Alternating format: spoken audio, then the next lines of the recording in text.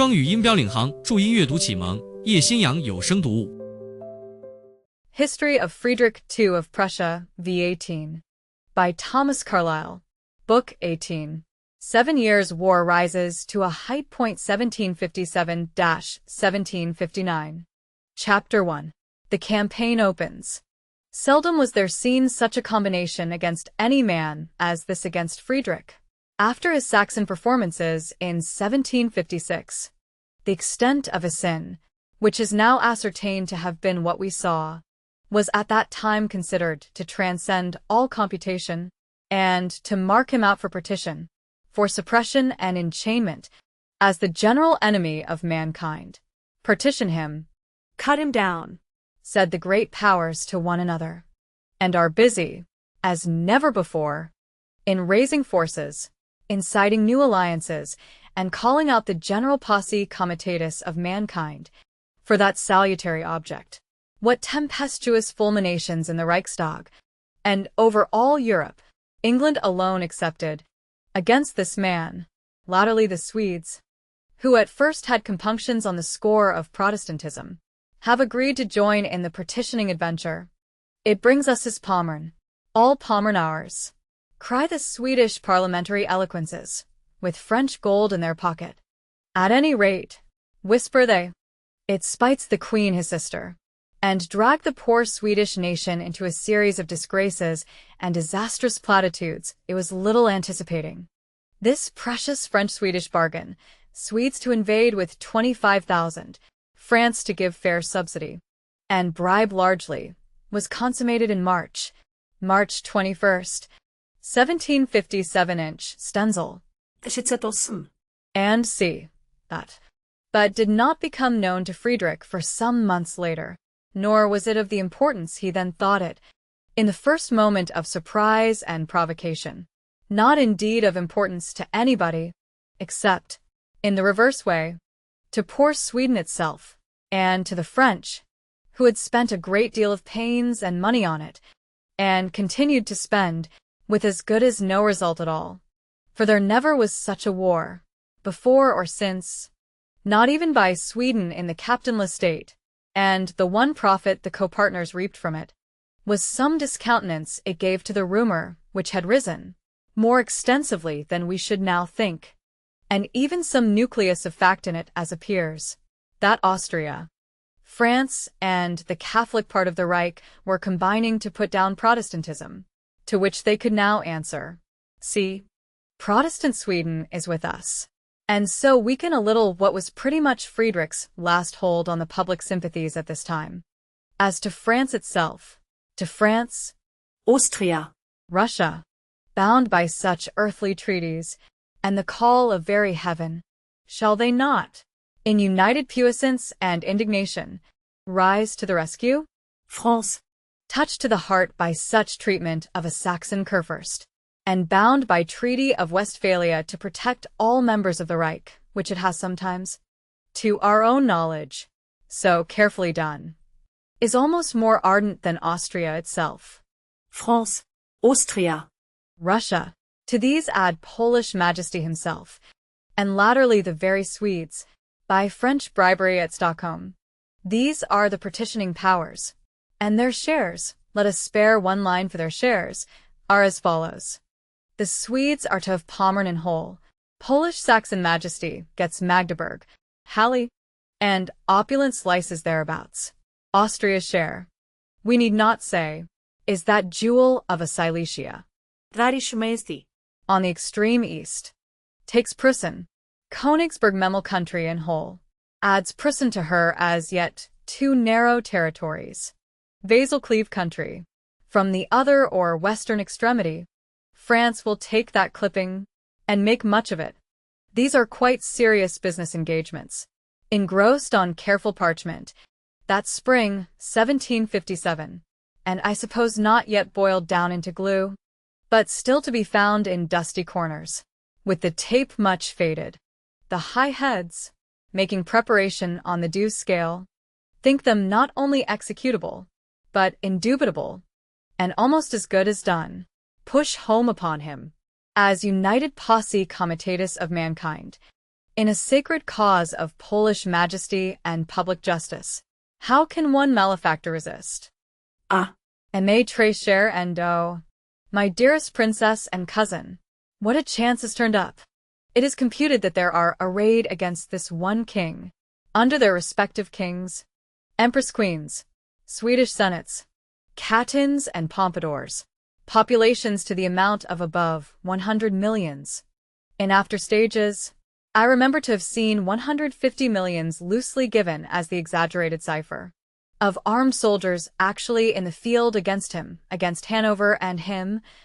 In 1757, there are, by strict count, for 30,000. Friedrich's own dominions at this time contain about 5 millions of population, of revenue somewhat less than 2 million sterling. New taxes he cannot legally, and will not, lay on his people, his shots, ready money treasure, or hoard yearly accumulating for such end, is, I doubt not, well filled, express amount not mentioned. Of drilled men he has, this year, 150,000 for the field, portioned out thriftily, as well beseems, against 4 invasions coming on him from different points. In the field, 150,000 soldiers, probably the best that ever were, and in garrison, up and down his country being, by nature, the least defensible of all countries.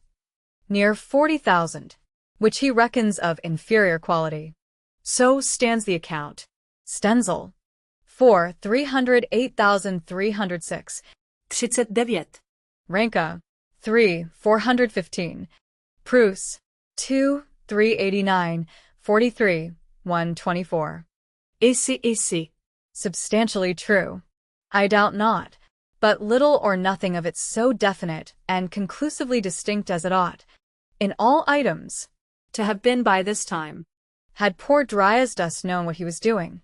These are arithmetically precise, his resources, plus only what may lie in his own head and heart, or funded in the other heads and hearts, especially in those 150,000, which he and his fathers have been diligently disciplining, to good perfection. For 4 centuries come the time. France, urged by Pompadour and the enthusiasms, was first in the field.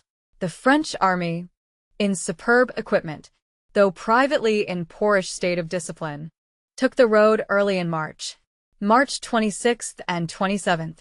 It crossed the German border.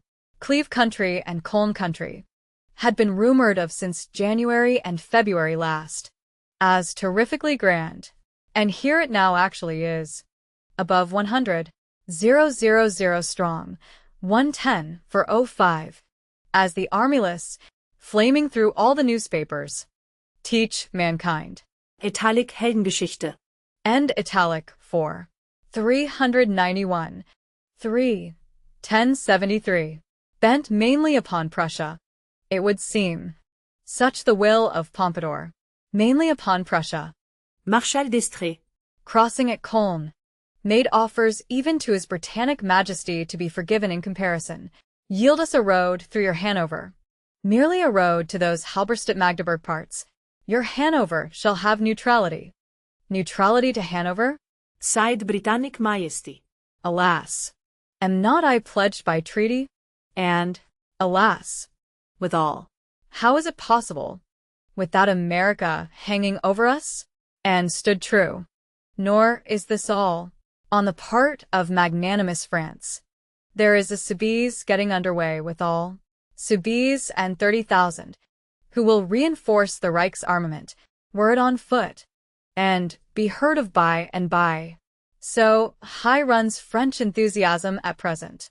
A new sting of provocation to most Christian majesty, it seems, has been Friedrich's conduct in that Damien's matter, miserable attempt, by a poor mad creature, to assassinate, or at least draw blood upon the most Christian majesty, evening of January 5th, 1757.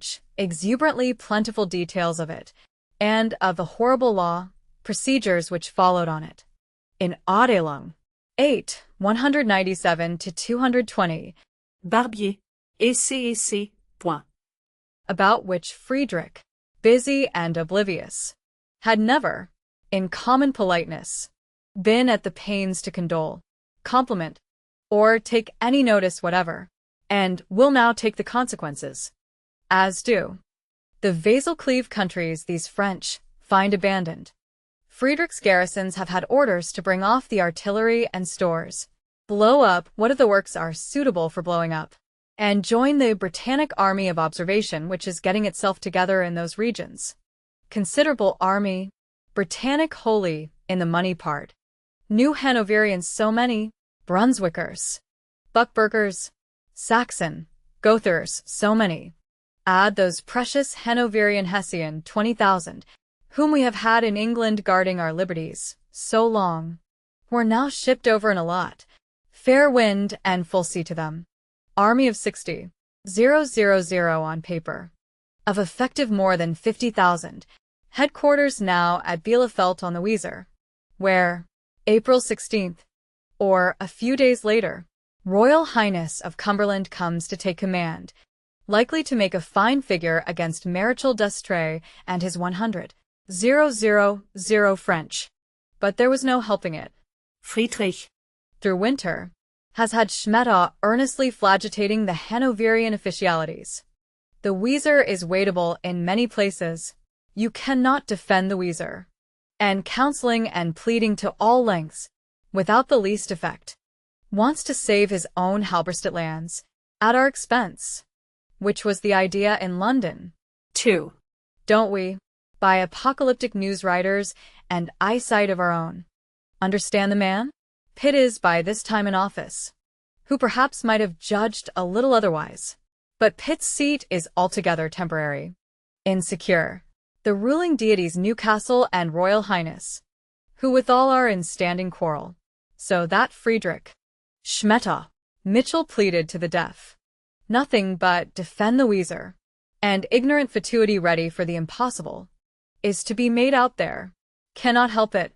Then, Tinks Friedrich. Often enough, in bad moments, army of observation will have its fate. Happily, there are only 5,000 Prussians in it, Basel and the other garrisons given up. Only 5,000 Prussians. By original engagement, there should have been 25,000, and Friedrich's intention is even 45,000 if he prosper otherwise.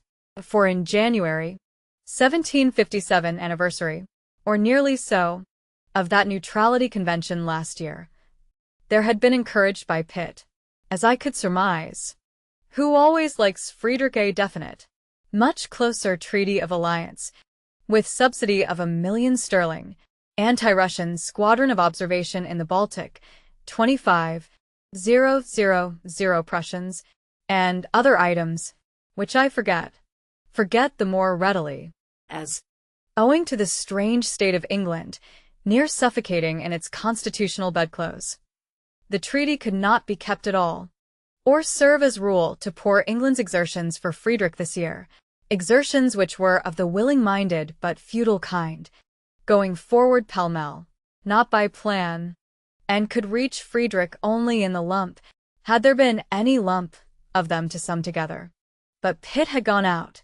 We shall see what, in Pitt's absence, there was, so that this treaty 1757 fell quite into the wastebasket, not to say, far deeper, by way of pavement we know where, and is not mentioned in any English book, nor was known to exist, till some collector of such things printed it, in comparatively recent times.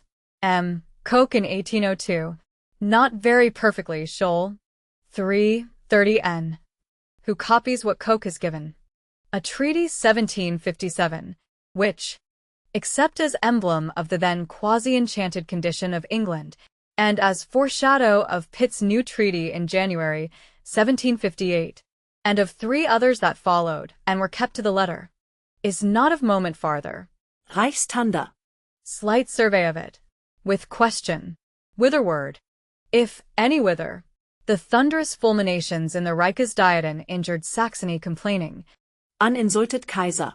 after vain dehortatoriums, reporting and denouncing horrors such as these.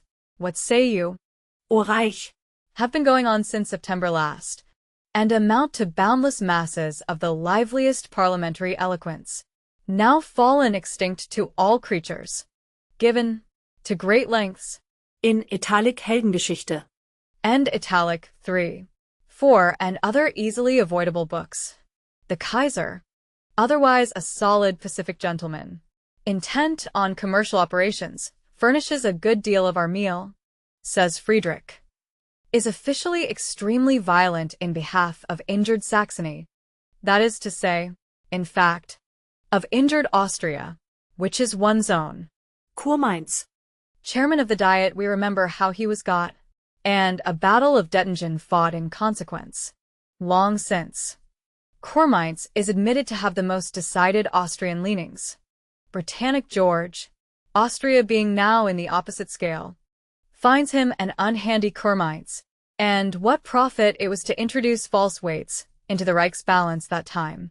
Not for long generations before had the poor old semi-imaginary Reich's Diet risen into such paroxysms, nor did it ever again after. Never again, in its terrestrial history, was there such agonistic parliamentary struggle and terrific noise of parliamentary palaver, witnessed in the poor Reich's Diet. Noise and struggle rising ever higher, peal after peal. From September 1756, when it started, Till August, et rue fem rue. when it had reached its acme, as perhaps we shall see, though it was far from ending then, or for years to come. Contemporary bystanders remark, on the Austrian part, extraordinary rage and hatred against Prussia, which is now the one point memorable.